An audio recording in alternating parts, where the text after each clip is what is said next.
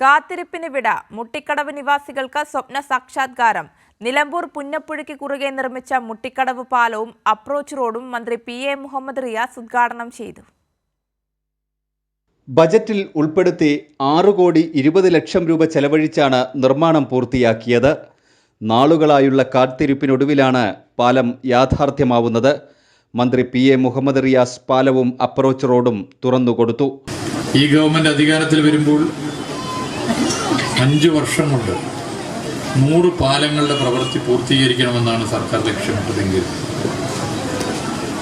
പാലങ്ങളുടെ കാര്യത്തിൽ സെഞ്ചുറി അടിക്കാൻ സർക്കാരിന് 5 വർഷം വേണ്ടി വന്നില്ല. 3.5 വർഷം കൊണ്ട് തന്നെ 100 പാലങ്ങൾ നമ്മുടെ സംസ്ഥാനത്ത് പൂർത്തീകരിക്കാൻ സാധിച്ചു.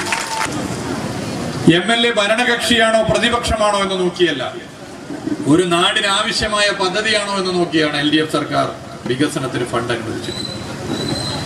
നിലമ്പൂർ നിയോജക മണ്ഡലത്തിന് ആവശ്യമായ ഒട്ടേറെ പദ്ധതികൾ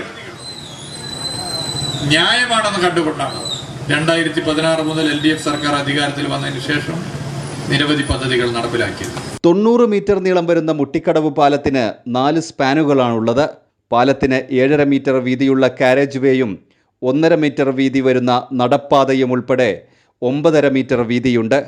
മുട്ടിക്കടവ് ഭാഗത്ത് 217 മീറ്റർ നീളവും പള്ളിക്കുത്ത് ഭാഗത്ത് 80 മീറ്റർ നീളമുള്ള അപ്രോച്ച് റോഡുമാണ് യാഥാർത്ഥ്യമായത്.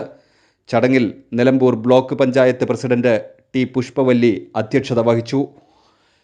കൈരളി ന്യൂസ്, മലപ്പുറം.